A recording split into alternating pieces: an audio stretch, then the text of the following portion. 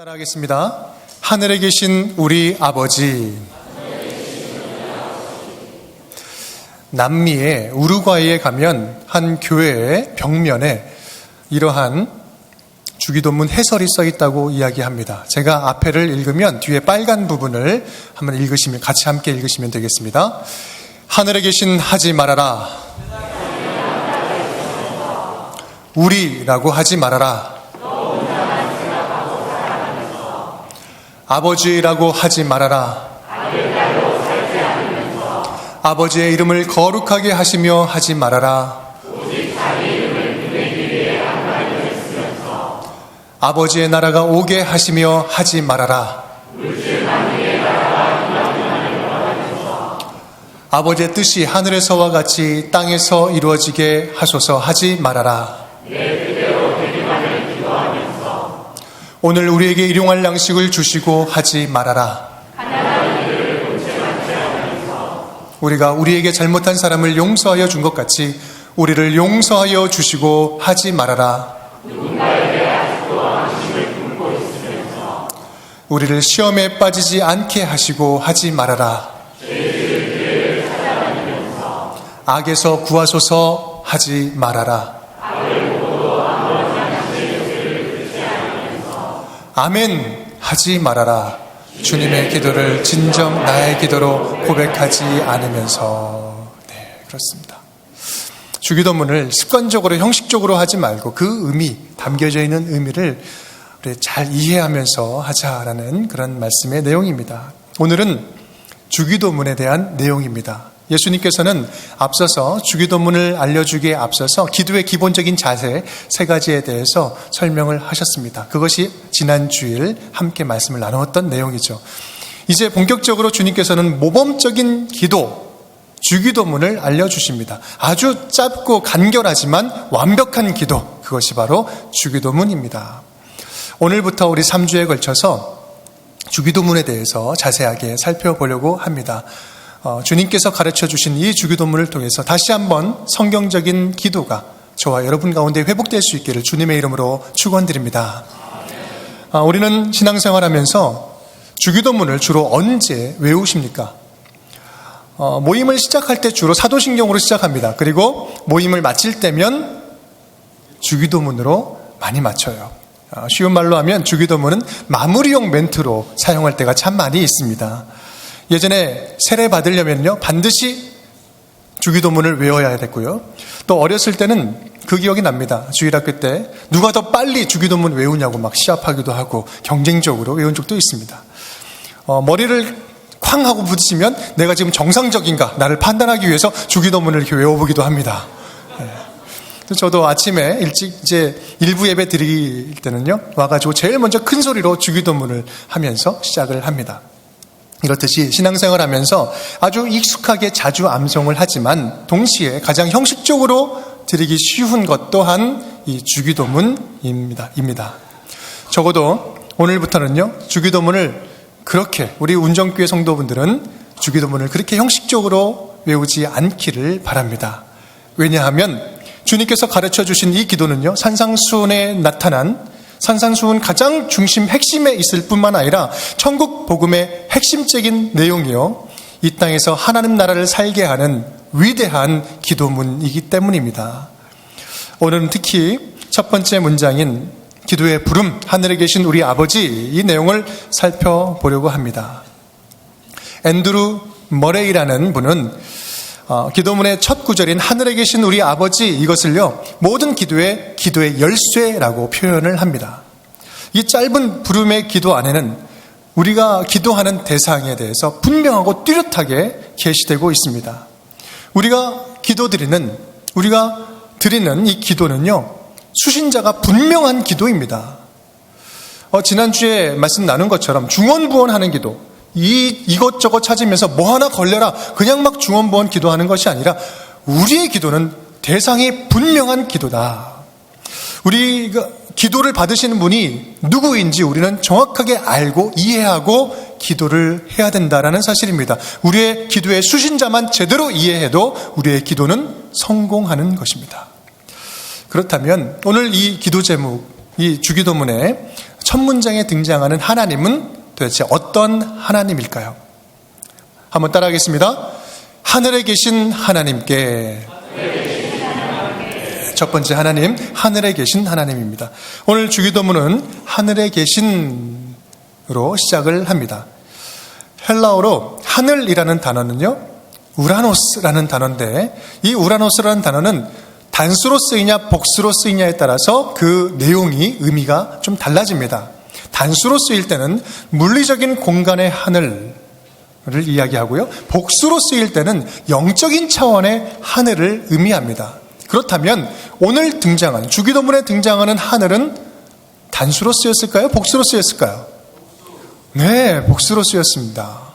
이것은 지금 우리가 이야기하는 하늘이라는 것은 단순하게 저 위쯤 계시는 하나님, 이것을 이야기하는 것이라 영적인 차원의 전능하시고 초월적인 하나님을 말하고 있는 것입니다. 하늘에 계신 하나님, 전능하신 하나님, 초월적인 하나님, 전 우주를 통치하시는 하나님, 우리의 생각으로 담을 수 없는 하나님, 크다 해도 내가 크다라고 여기는 그 영역 밖에 계시는 하나님, 도저히 뭘로 표현할 수 없어서, 무엇으로 표현할 수 없어서 차원이 다른 존재, 그 하나님을 부르기 위한 것이 하늘에 계신, 여기에 담겨진 의미라는 것입니다. 우리는요, 어제도 기도했고 오늘도 기도하고 내일도 기도를 할 것입니다. 계속해서 기도합니다. 그런데 이렇게 주님께 기도를 하면서 이 하나님의 크심에 대해서 얼마나 실감을 하며 하나님께 기도를 드리고 계십니까? 우리 기도를 받으시는 분의 그 크기, 그 위대하심, 우리 그 위대하심을 생각하면 우리의 기도의 마음은 크게 달라질 것입니다. 시편 33편 13절 말씀, 여호와께서 하늘에서 굽어보사 모든 인생을 살피시며. 시편 115편 함께 읽을까요? 시작. 오직 우리 하나님은 하늘에 계셔서 원하시는 모든 것을 행하셨나이다. 이거 추상적인 개념이 아니에요. 하나님께서는 모든 것을 통찰하시고 아시고 굽어 살피시고 모든 것을 행하시는 아버지 하나님이시다. 전능하신 아버지 하나님이시다. 역대하 20장 6절은요, 여호사밧은 이렇게 외치며 기도합니다. 이르되 우리 조상들의 하나님 여호와여, 주는 하늘에서 하나님이 아니시니까 이방 사람들의 모든 나라를 다스리지 아니하시나이까. 주의 손에 권세와 능력이 있사오니 능히 주와 맞설 사람이 아무도 없나이다. 주님과 비교할 대적이 아무도 없습니다. 전능하신 하나님, 나의 구원자 하나님, 당신께 내가 간구합니다. 구원해 주시옵소서. 믿는 자들이요, 믿는 자들이 한계를 뛰어넘는 기도를 할 수 있는 이유는 그 기도를 받으시는 하나님이 한계가 없기 때문입니다. 그래서 기도는요, 전능하신 창조주 하나님과 직접 만나서 그분의 능력을 경험할 수 있는 유일한 통로인 것입니다. 그래서 기도가 위대한 것이죠. 주기도문에서 이처럼 앞에 하늘에 계신을 강조하는 이유는 무엇일까요? 이 기도를 지금 듣고 있는 대상이 누굽니까? 예수님께서 산상설교 중이잖아요. 5장부터 시작됐습니다. 이 세상에서는 너무나 낮고 천한, 그리고 어렵고 가난하게 살아갑니다. 그럼에도 불구하고 예수님 안에 진리가 있음을 믿고 따르면서 말씀에 쫑긋 귀구리고 나온 것이 지금 이 기도의 대상입니다. 기도를 듣고 있는 자들의 모습입니다.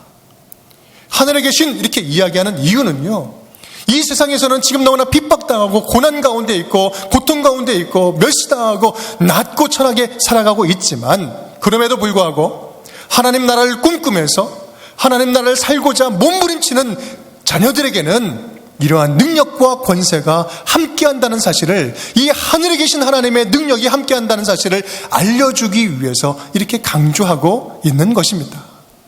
바로 그렇습니다. 사랑하는 운전교회 성도 여러분, 우리의 기도를 들으시는 분은요, 모든 것을 다 아시는 분입니다. 다 능력을 행하실 수 있는 분이십니다. 전능하신 하나님이십니다. 나보다 나를 더 잘 아시는 분이십니다.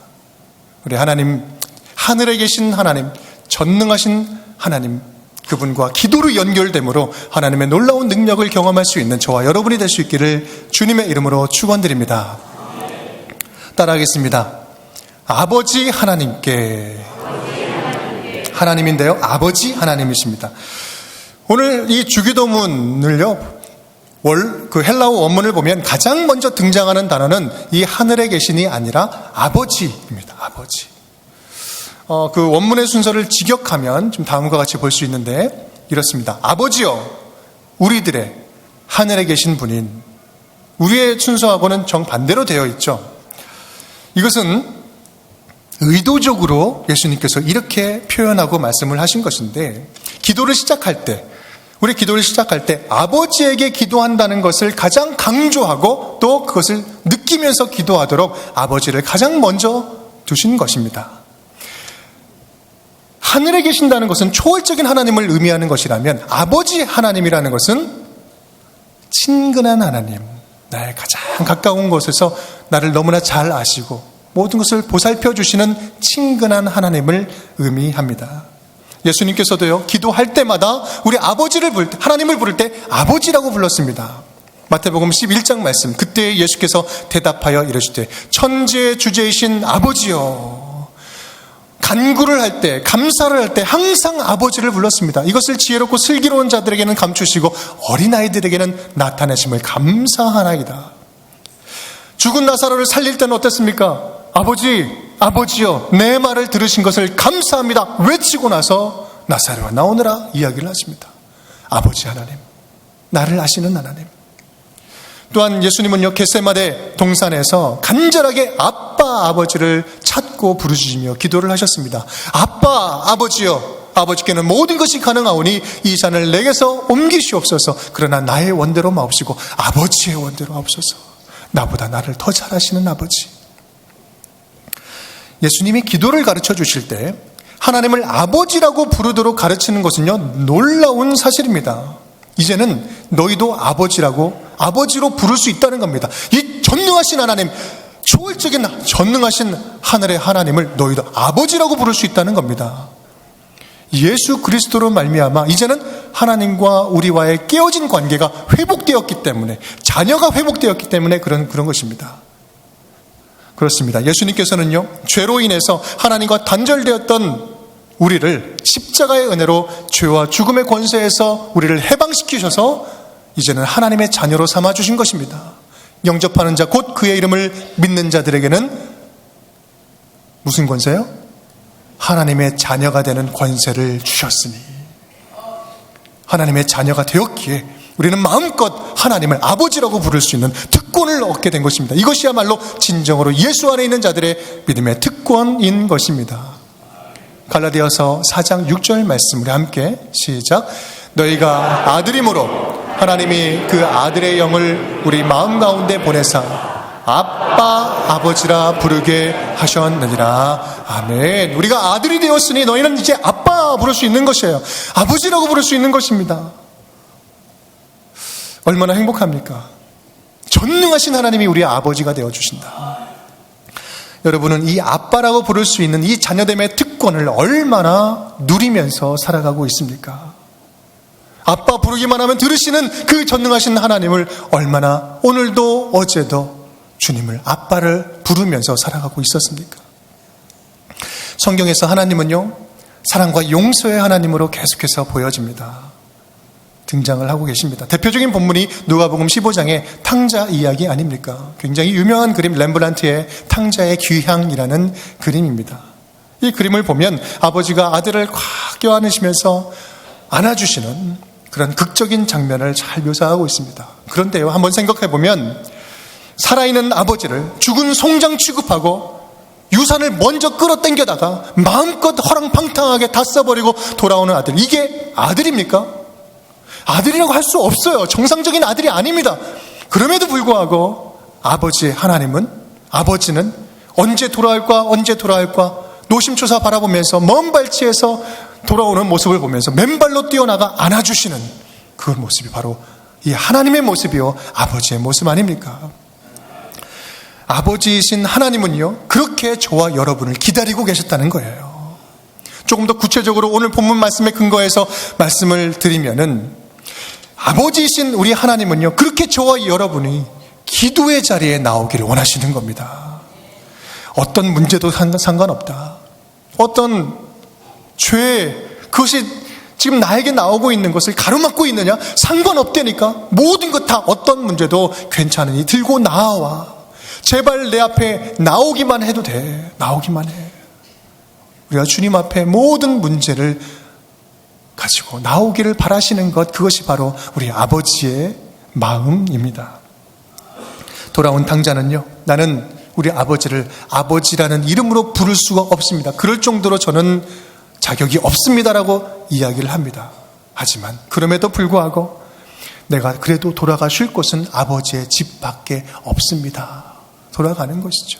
그럴 때 하나님께서 아버지 맞아주시는 겁니다. 이것이 바로 우리가 경험할 수 있는 아버지와 아들과의 관계 속에서 경험할 수 있는 천국의 모형입니다. 우리 중에는요, 육신의 아버지로부터 깊은 상처를 받아서 하나님을 아버지라고 부르는 이 모습을 굉장히 부담스러워 하시는 분들도 의외로 참 많이 계세요. 하지만 우리가 믿는 하나님은요, 이 육신의 아버지와는 비교할 수 없는 아버지이십니다. 그 아버지의 상을 바꿔주시는 거예요. 하나님이 세상을 이처럼 사랑하사 독생자를 주셨으니, 네, 독생자를 주시기까지 사랑하셔서 우리를 품 안에 품어주신 아버지의 사랑입니다. 이 주기도문은요, 우리가 흐트러졌던, 깨어졌던 아버지와 이 땅의 아버지와의 관계도 회복시키시는 하나님의 놀라운 사랑의 음성인 줄 믿습니다. D.L. 무디는 이러한 이야기를 했습니다. 기도는 아버지와 더불어 함께 있는 것이다. 우리 함께 다시 한번 읽어볼까요? 시작. 기도는 아버지와 더불어 함께 있는 것이다. 아멘. 하늘에 계신 아버지가 여러분의 아버지가 되기를 원하십니까? 다시 한번. 하늘에 계신 아버지가 지금 나와 여러분의 아버지가 되기를 원하십니까? 그렇다면 그 아버지 앞에 이 자녀됨의 특권을 가지고 담대하게 나아갈 수 있기를 간절히 축복합니다. 그래야 해서 아버지가 되시는 하나님의 돌보심, 그 은혜 가운데 거하는 저와 여러분이 될 수 있기를 주님의 이름으로 축원드립니다. 따라하겠습니다. 나와 우리의 하나님께. 여기 하나님인데요, 나와 우리의 하나님입니다. 우리 본문 말씀 9절 말씀 다 함께 시작. 그러므로 너희는 이렇게 기도하라. 하늘에 계신 우리 아버지여, 이름이 거룩히 여김을 받으시오며. 아멘. 오늘 이 첫 문장, 이 부름에 있어서 우리가 분명히 알아야 할 세 번째 특징은요, 하늘에 계신 나의 아버지가 아니라 하늘에 계신 우리 아버지라는 사실입니다. 이 우리라는 말 속에는 하나님의 자녀들의 공동체적인 의미가 담겨 있습니다. 나의 아버지, 너의 아버지, 그의 아버지, 우리 모두의 아버지라는 것입니다. 하나님을 아버지라고 부른다면 이 아버지라고 부르는 모두는 다 형제, 자매인 것입니다. 하나님을 아버지로, 이웃을 형제, 자매로, 그리고 나 자신을 하나님의 사랑받는 자녀로 믿고 감사하면서 주님께 찬양으로 나아가는 것, 이것이 바로 그리스도인들의 모습입니다.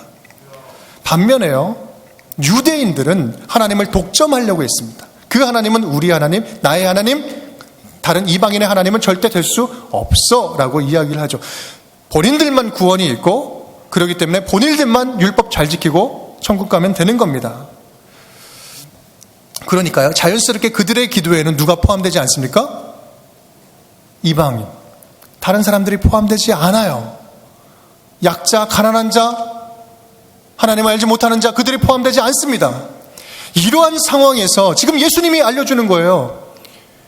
예수님은 너의 기도 안에, 우리의 기도 안에 모든 자들이 다 포함될 수 있다는 것입니다. 그런 상황에서 예수님께서는 나의 아버지는 너희 아버지고 너희 아버지는 그의 아버지고 그의 모두의 아버지다, 우리의 아버지라는 사실을 알려주는 것입니다. 이것은 당시 유대인들의 상황에서 보면 이거는 혁명적인 선포와도 같은 것입니다.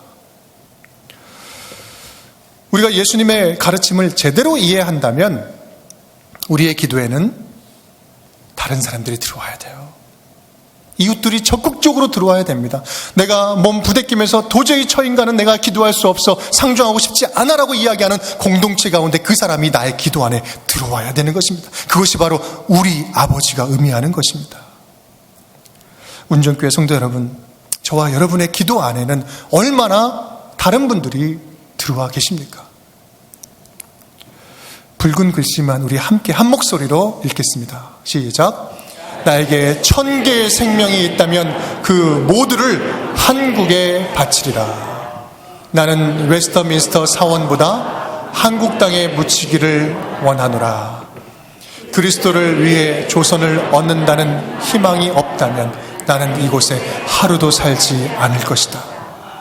날이 새이고 흑암이 물러갈 때까지 친구를 위하여 자기 목숨을 버리면 이보다 더 큰 사랑이 없으니 항상 기뻐하라. 쉬지 말고 기도하라. 범사에 감사하라. 하나님의 아들이 나를 사랑하시고 나를 위하여 자신을 주셨다. 내가 죽어도 대한매일신보는 영원히 살아남아 한국을 구하라. 나는 고국으로 돌아가기를 원치 않는다. 한국에서도 하나님 나라로 갈 수 있다. 아멘. 위대한 고백들입니다. 아펜젤러의 묘비에는요, 1885년 제물포에 처음 도착해서 부활절 날 드렸던 기도의 제목이, 기도문이 적혀져 있어요. 우리는 부활절 아침에 이곳에 왔습니다. 그날 사망의 권세를 이기신 주께서 이 백성을 얽어맨 결박을 끊으사 하나님의 자녀로서의 자유와 빛을 주소서. 다시 한번 질문을 던져봅니다. 저들은 왜 환영받지도 못할 이 땅, 이 영적인 불모지에 와서 저렇게 잠들어 있는 것일까요? 바로 그 해답이 오늘 이 주기도문에 담겨져 있습니다. 저들은 그들이 믿는 하나님이 우리의 아버지임을 믿었기 때문입니다. 그들은 믿었습니다. 그들의 아버지는 조선 땅의 아버지이기도 했습니다.